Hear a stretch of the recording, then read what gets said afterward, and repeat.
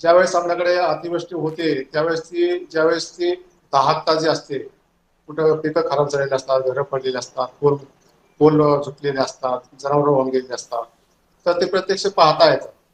परंतु आता काय झालंय की आता परिस्थितीचे पुरावेच त्यांना पाहावे लागतील.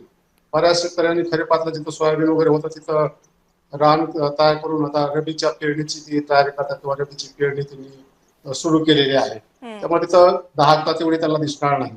परंतु जे पंचनामे झालेले आहेत, शासनानं जे विविध डिपार्टमेंट मार्फत पंचनामे केले, उदाहरणार्थ पिकाचे जे पंचनामे आहेत ते कृषी विभाग करतं, रस्ते वाहून गेलेले आहेत, जनावर वाहून गेले ते जनावरांचे पशुसंवर्धन खातं करतं, रस्ते वाहून गेलेले आहेत, जमीन खरडून गेलेले आहेत, ते जे आकडेवारी सरकारकडे आहे.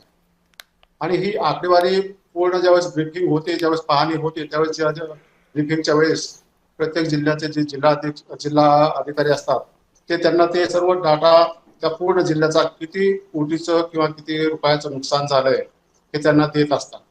आणि आता काही मोजक्या ठिकाणी ते जिल्ह्यातल्या पाहणी करतात आणि त्यानंतर मीटिंगमध्ये ती माहिती जो अहवाल आहे तो प्रत्येक जिल्ह्याचा ते घेतात आणि त्यानंतर सर्व जिल्ह्यांची बेरीज करून राज्याची बेरीज करून ते केंद्राकडे ते घेऊन जातात आणि हम्म. त्यानंतरच आपल्याला ती मदत मिळत असते. ही नेहमीची प्रक्रिया आहे.